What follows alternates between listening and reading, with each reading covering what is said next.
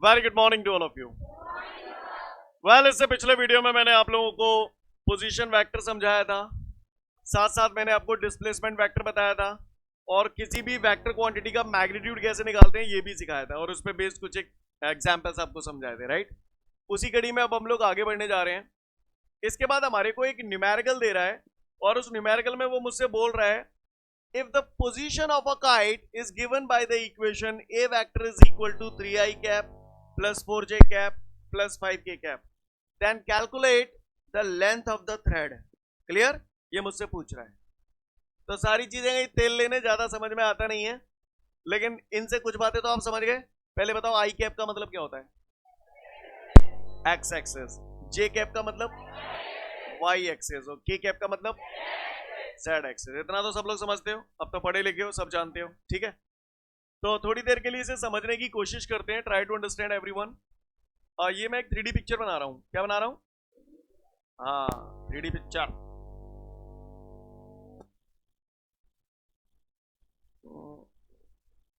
ये मैंने एक हॉल टाइप का बना दिया है। ओहो, हाँ, ओहो, हाँ करवा लो इन पे। सीन क्लियर है? ये एक मैंने हॉल बना दिया है और थोड़ी देर के लिए आप मान लो यही हॉल है, ठीक है। क्यूबॉइड शेप है, यस और नो। और मैं यहां खड़ा हूं कुन्ने पे, इस कॉर्नर पे खड़ा हूं। इस कॉर्नर पे बोले तो यहां, समझ गए? मैं यहां खड़ा हूं, ओके। भाई साहब मानो क्या कर रहा हूं, मानो क्या कर रहा हूं, पतंग उड़ा रहा हूं। क्या कर रहा हूं? पतंग उड़ा रहा हूं। और उस पतंग की पोजीशन ये रही। This is the position of a kite, 3i cap plus 4j cap plus 5k cap. मुझे ज्यादा उम्मीद नहीं है आपसे, लेकिन आप मुझे बताओ, अगर ये ओरिजिन है तो ये जो है ये एक्स एक्सिस हो गया। What about this? Y axis. और तीसरा जो जो आपको ऐसे दिखाई दे रहा है वो एग्जैक्टली रियल मायने में क्या है? Z axis. कहानी समझ में आ रही है आप लोगों को? यस और नो? बताओ भाई, 3i कैप पतंग कहां गई मेरी? एक्स एक्सिस के डायरेक्शन में 3 पॉइंट तक। अगर मैं कोऑर्डिनेट लिखता 1 2 3 तो 3 पॉइंट पे पहुंच जाती। उसके बाद 4j, बताओ कहां पहुंच गई पतंग? ये वाई एक्सिस डायरेक्शन में इधर आ गई, बोले भैया। फिर उसके बाद 5k, बताओ पतंग कहां है? जेड एक्सिस डायरेक्शन में आएगी। क्लियर है? इस फिगर के हिसाब से मतलब बताओ मुझे पतंग कहां दिखाई दे रही है, कहां पर आएगी पतंग की पोजीशन? यहां कहीं ना कहीं आ जाएगी, बोले भैया। यस और नो? अब थोड़ी देर के लिए ये तो इस बॉक्स में हो गया, हम लोग यहाँ की बात करते हैं, ठीक है। मैं इस कुन्ने पे खड़ा हूँ यहाँ पर। सीन क्लियर है सभी को? मैं इस कुन्ने पे खड़ा हूँ। कल आपने डिस्प्लेसमेंट निकाला था कि नहीं? काफी सारी प्रैक्टिस कराई थी। अब मेरी बात ध्यान से सुनो, मैं यहाँ कुन्ने पे खड़ा हूँ, पतंग मेरी 3i कैप गई। कितनी गई? 3i cap. पतंग कितनी गई मेरी? 3i cap. तो 3i कैप यानी एक्स एक्सिस डायरेक्शन में गया, पतंग मेरी वहां पहुंच गई 3 पॉइंट तक। फिर उसके बाद है 4j, यानी पतंग ऊपर आ गई वहां पर। फिर उसके बाद 5k, तो अब पतंग 5k ऐसे जाएगी। यानी अगर मैं यहाँ से पतंग उड़ा रहा हूँ तो यही तो सीन है, पतंग मेरी वहां पर है। बात समझ में आ रही है? तो इनिशियल पॉइंट कौन सा था जहां मैं खड़ा हूं? फाइनल पॉइंट कौन सा है? जहां पर पतंग है। अब वो मुझसे कह रहा है ये मांझे की लंबाई बता दूं, लेंथ ऑफ द थ्रेड बता दूं, धागे की लंबाई बता दूं। यस और नो? तो उसी टाइप का क्वेश्चन हो गया जैसे कल आपने डिस्प्लेसमेंट निकाला था। यस और नो? तो इसका मैग्नीट्यूड निकालने के लिए क्या करूं? तो mod of a vector is equal to under root 3 का स्क्वायर प्लस 4 का स्क्वायर प्लस 5 का square. I hope you understand guys.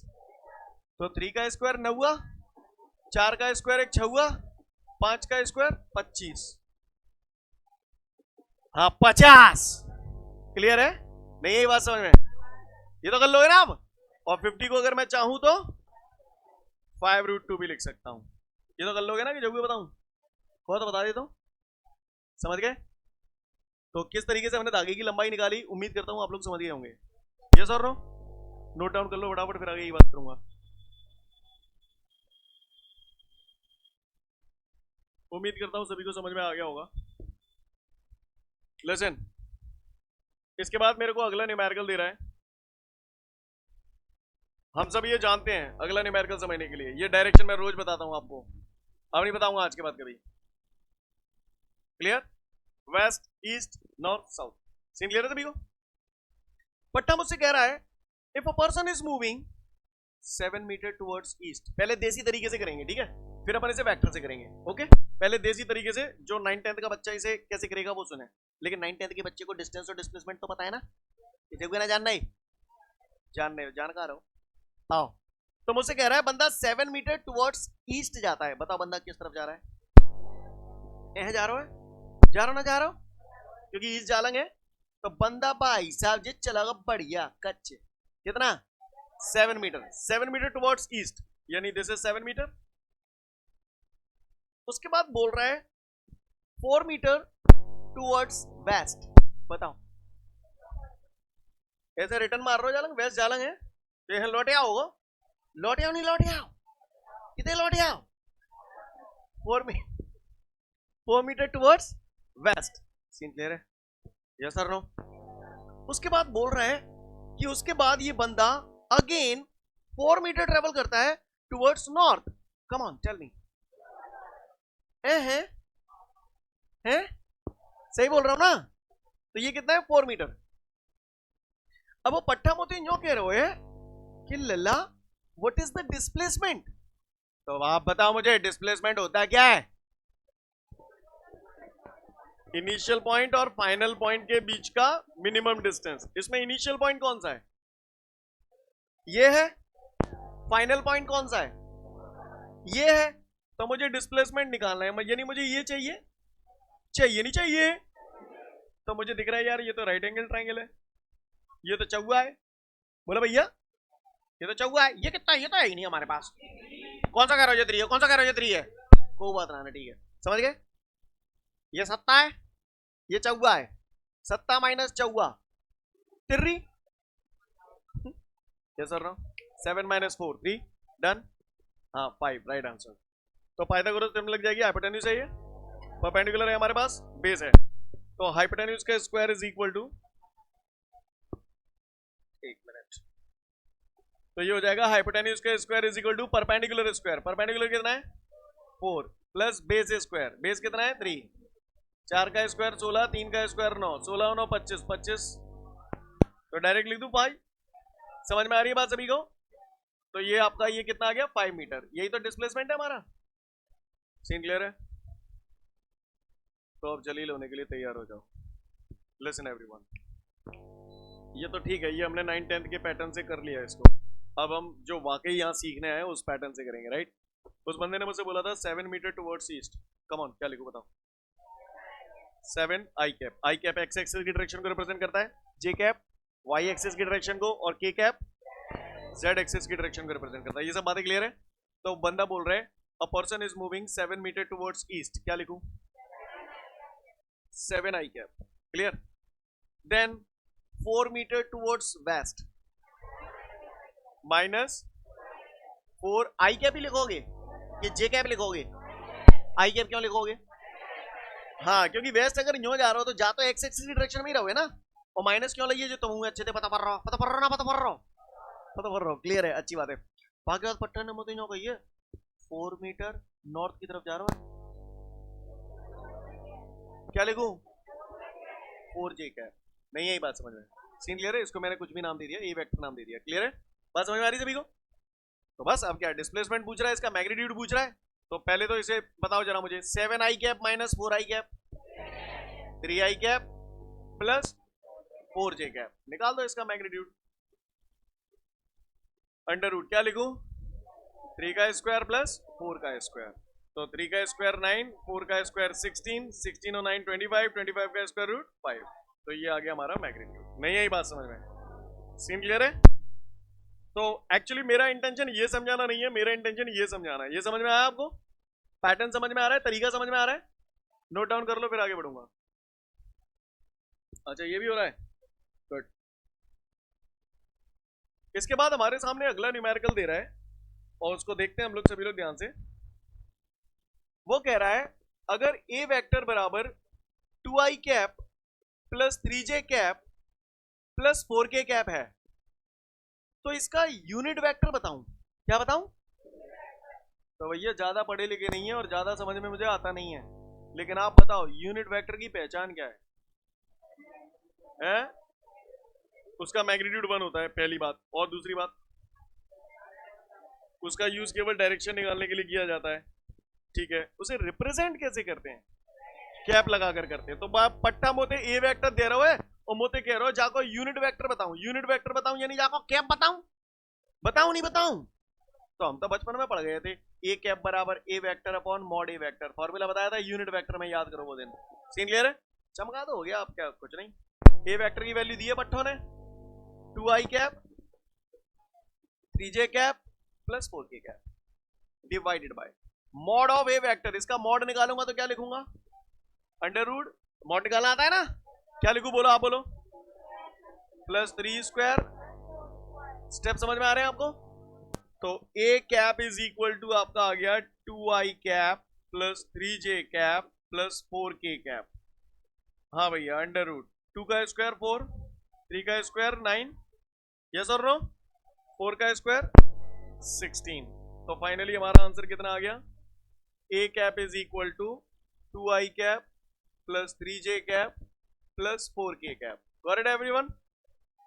Upon under root, हाँ भैया, 16 9 25 4 29 29 अंडर रूट 29, ये हमारा आंसर आ गया। क्लियर? तो यूनिट वेक्टर कैसे आया, बात समझ में आई सभी को? Note it down.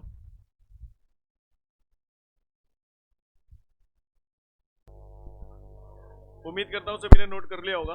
अब कुछ बातें आपसे और करना चाहता हूं। आपको याद है यूनिट वेक्टर पढ़ाया था, तो आपने बोला था सर यूनिट वेक्टर को कैप लगाकर रिप्रेजेंट करते हैं। ये बात अब आपको क्लियर हो गई? मैंने बोला था यूनिट वेक्टर हमारा हिसाब किताब बचा हुआ है, वही मैं एक्सप्लेन कर रहा हूं आप। तो आपको ये बात समझ में आ गई है कि यूनिट वेक्टर को कैप लगाकर रिप्रेजेंट करते हैं, ये तो पहचान है उसकी। दूसरा, मैंने आपको बोला था जितने भी यूनिट वेक्टर होते हैं उनका मैग्नीट्यूड हमेशा 1 होता है। ये मैंने लिखा है, इसके ऊपर कैप लगा है, इसका मतलब ये यूनिट वेक्टर है, तो इसका मतलब इसका मैग्नीट्यूड 1 होगा। होगा कि नहीं होगा? क्लियर? इसका मैग्नीट्यूड कितना होगा? 1 होगा। कितना होगा? 1 होगा। जो बोल रहा हूं आपको समझ में आ रहा है? निकाल के देखें इसका मैग्नीट्यूड। अच्छा, मैग्नीट्यूड निकालने के लिए क्या सिंबल बनाते हैं, क्या सिंबल बनाते हैं मैग्नीट्यूड बनाने के लिए? हाँ, मॉड्यूलस का साइन लगाते हैं। तो ऐसे करूं, पहले तो ये समझो, क्या मैं इसे ऐसे लिख सकता हूं,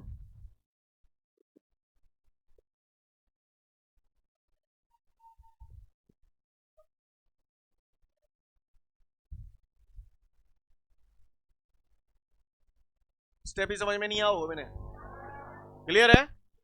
हैं?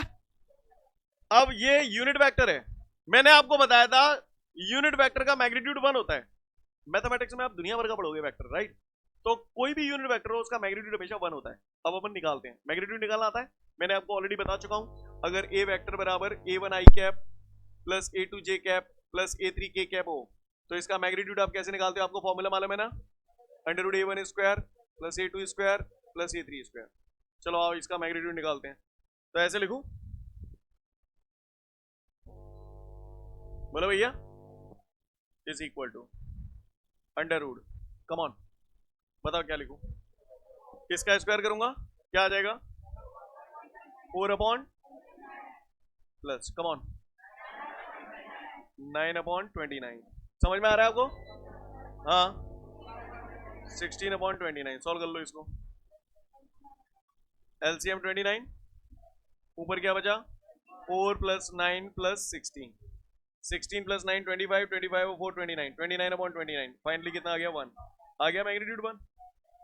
आपको मेरी बात समझ में आई? तो दुनिया का कोई भी यूनिट वेक्टर हो उसका मैग्नीट्यूड हमेशा 1 होता है। सीन क्लियर है? ये बात समझ में आई? दूसरा, मैंने आपको बताया था unit vector is used to denote the direction. तो मैंने बताया था I cap, J cap, K cap, ये सब डायरेक्शन को रिप्रेजेंट करते हैं। क्लियर? फिर मैंने आपसे ये भी वादा किया था कि यूनिट वेक्टर का जो फॉर्मूला आप लोग लिखते हैं, A cap is equal to A vector upon mod A vector, ये कहां से आया ये भी आपको बताऊंगा। क्लियर? तो ये कहां से आया ये अब आपको बता रहा हूं, गौर से सुनिएगा। पहले आप बताओ ये वेक्टर क्वांटिटी क्या होती है, जिसमें मैग्नीट्यूड हो और डायरेक्शन। ठीक है, अगर मैं इस ए को वेक्टर क्वांटिटी लिख रहा हूं, ए की चांद पे मैंने एरो लगा दिया, इसका मतलब वेक्टर क्वांटिटी लिख रहा हूं। वेक्टर क्वांटिटी लिख रहा हूं तो इसका मतलब कितनी चीजों के बारे में बात करूंगा, मैग्नीट्यूड और डायरेक्शन। तो मैग्नीट्यूड शो करने के लिए क्या करूं, तो ऐसे लिखूं, ये मैग्नीट्यूड हो गया। किसी भी वेक्टर क्वांटिटी को रिप्रेजेंट करने के लिए दो चीजों की जरूरत होती है, एक मैग्नीट्यूड, तो मैग्नीट्यूड ये हो गया। डायरेक्शन डिनोट करने के लिए कैप लगा दूं, बोले भैया। तो ए वेक्टर, ये वेक्टर क्वांटिटी जो होती है उसको दो चीजों की जरूरत होती है, एक मैग्नीट्यूड, तो मैग्नीट्यूड ये हो गया, ए कैप इसकी क्या होगी, डायरेक्शन। अब आप बताओ मॉड ए वेक्टर को अगर नीचे ले आऊंगा तो नजारा यही तो हो जाएगा। नहीं है मेरी बात समझ, सीन क्लियर है? बात समझ में आ रही है सभी को? कोई दिक्कत? आगे बढ़ जाऊं? तो इसी कड़ी में अब हमारे सामने अगला क्वेश्चन है, explain the laws of vector addition. क्या?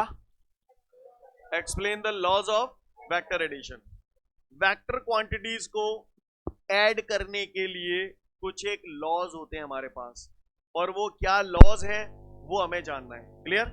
वेक्टर क्वांटिटीज को ऐड करने के लिए हमारे पास 3 लॉ होते हैं। कितने लॉ होते हैं?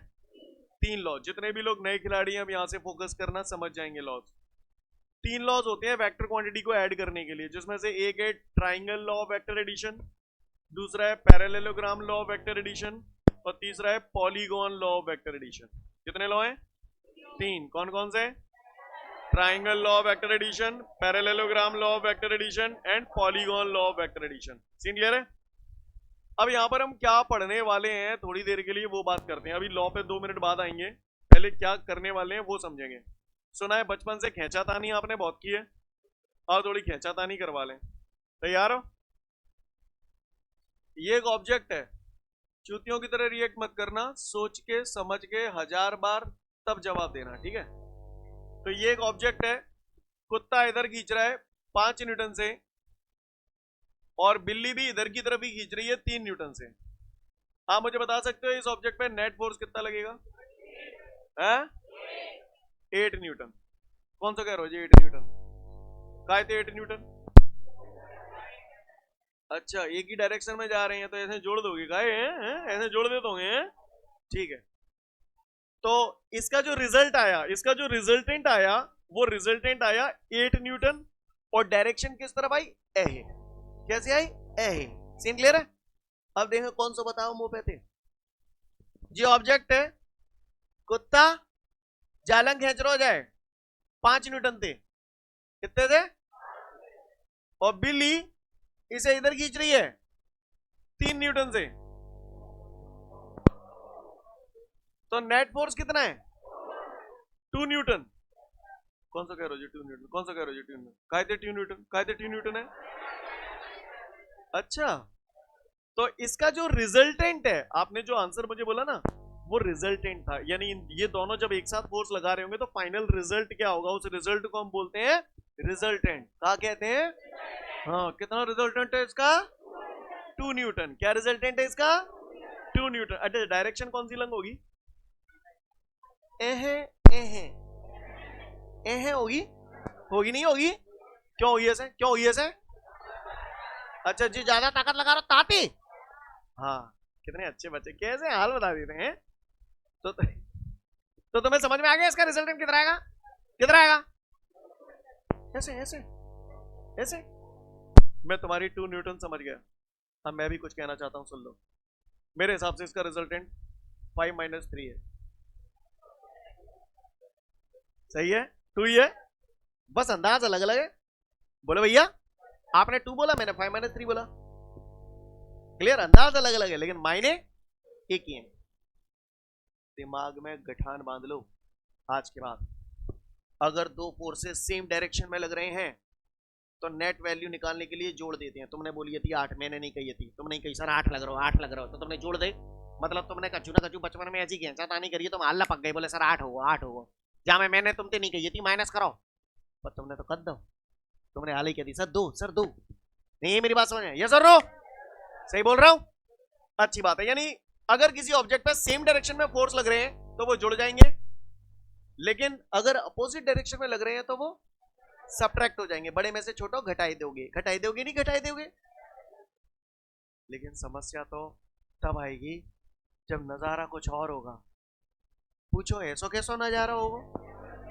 मैं बता रहा हूं कैसा नजारा होगा। देखो कौन सा बतावे को मुंह पे थी जी। ऑब्जेक्ट है, कुत्ता जालंग खींच रहा है 5 न्यूटन थे, बिल्ली जालंग खींच रही है 3 न्यूटन से,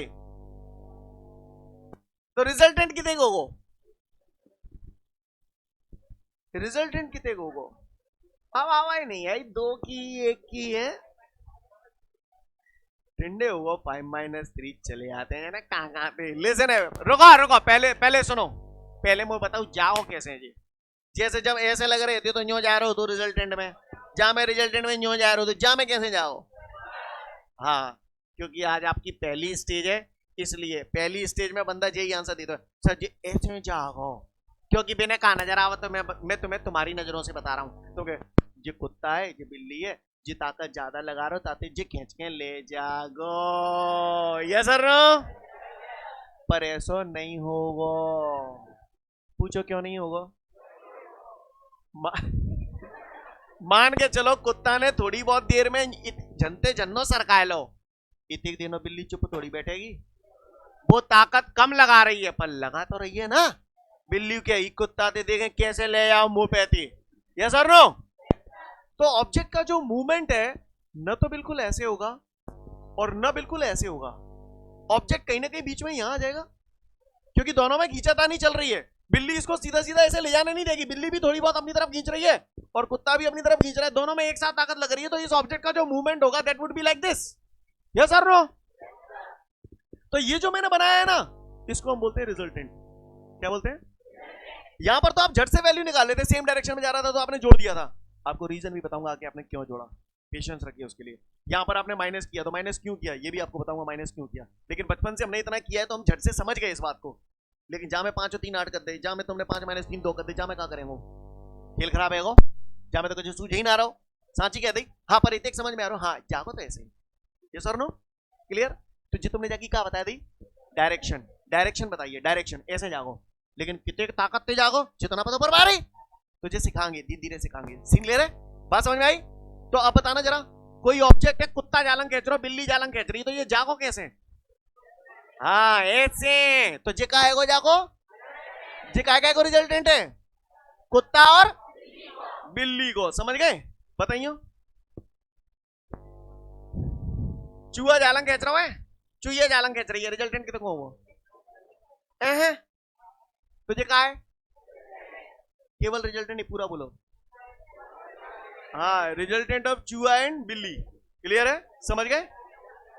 अच्छा चूहिया बोली थी, हाँ तो चूहा एंड चूहिया, सीन क्लियर है ना? रिजल्टेंट ऑफ चूहा एंड चूहिया, सीन क्लियर है? शेर जालंग खींच रहा है, बस ज्यादा बहुत है, शेर जालंग खींच रहा है, चीता जालंग खींच रहा है, तो रिजल्टेंट कैसे आगो? This is the resultant of शेर एंड चीता, क्लियर? यस और नो? तो आपको रिजल्टेंट समझ में आया? हाँ, तो ये आप कुछ और नहीं कर रहे हैं, जाने अनजाने लॉज अप्लाई कर रहे हैं, यही लॉ अप्लाई करना सीख रहे हैं हम लोग, समझ पा रहे हैं?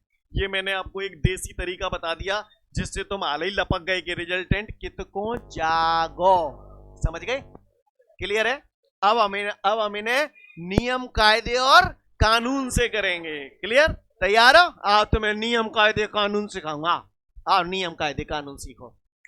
तो सबसे पहले एक सिंपल सा एग्जांपल देसी तरीके से और फिर इसे विदेशी तरीके से घुमाएंगे, तैयार हो?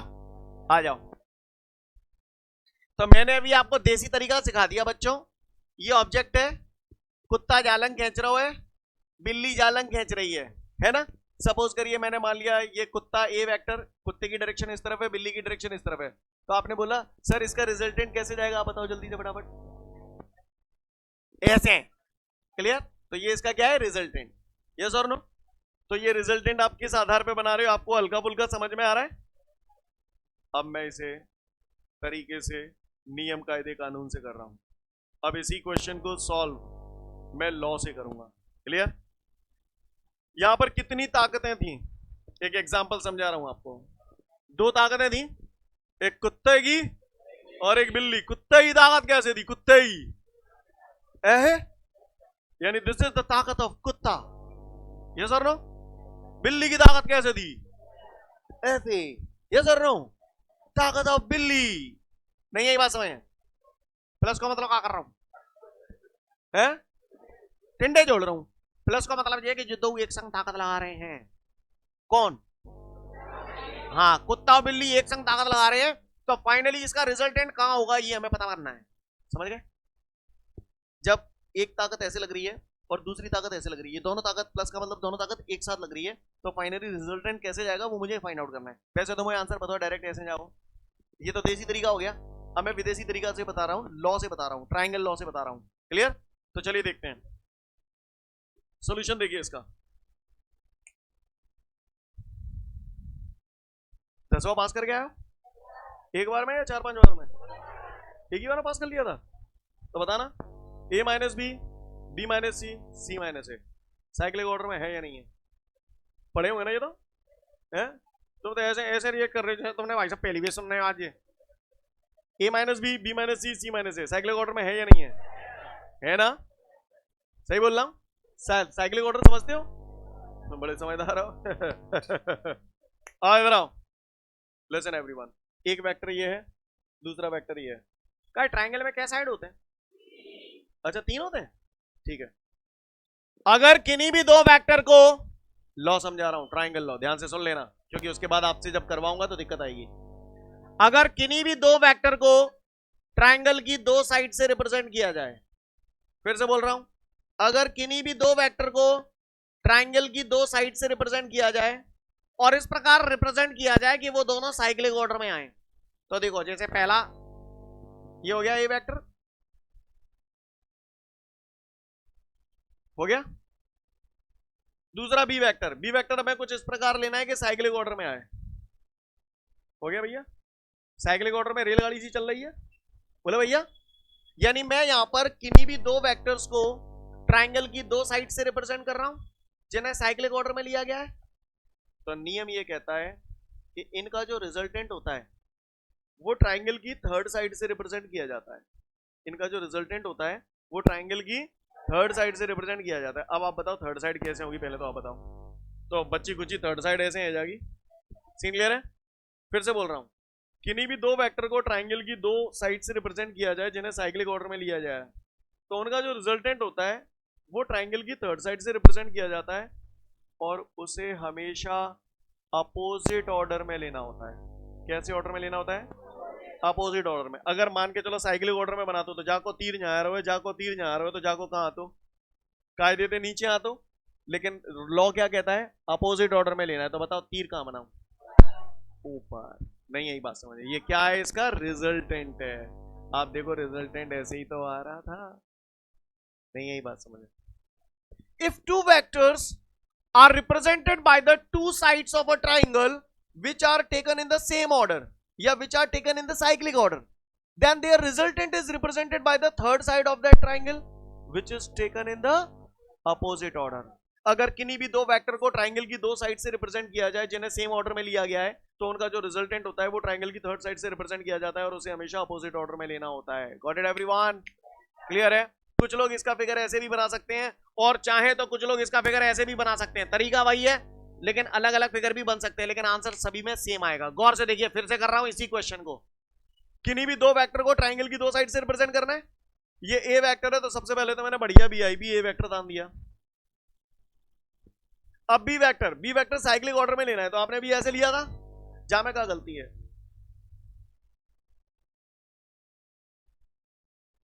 बोलो, रेल चल रही है, डिब्बा के पीछे डिब्बा। बोले भैया, तो मैंने किन्हीं भी दो वेक्टर को ट्राइंगल की दो साइड से रिप्रेजेंट कर दिया, तो इनका रिजल्टेंट ट्राइंगल की थर्ड साइड से रिप्रेजेंट किया जाता है और उसे हमेशा। तो बताओ, लाइन तो मैंने ये थर्ड साइड ये कह दी, एरो कितको बनाऊं? जालंग बनाऊं? तो ये क्या हो गया? रिजल्टेंट। आप देखो एरो ऐसे ही तो आ रहा है, यही तो है, यही तो है, डायरेक्शन सब में सेम आ रही है। ये देखो ना आप। नहीं, यही बात है। चाहे एह कर लो चाहे एह कर लो, बात एक ही है। नहीं, यही बात समझ? तो क्या मैं उम्मीद करूं कि हम लोग ट्राइंगल लॉ समझ गए? लिसन एवरीवन, एक से दो बार बोलूंगा उसके बाद सुनूंगा, ठीक है? Take it very seriously. If two vectors are represented by the two sides of a triangle which are taken in the same order, then their resultant is represented by the third side of that triangle which is taken in the opposite order. That's all. Clear है? Triangle समझ गए? Again I repeat, if two vectors are represented by the two sides of a triangle which are taken in the same order, then their resultant is represented by the third side of that triangle which is taken in the opposite order. Got it everyone? Triangle law पढ़ लो, पूछूंगा।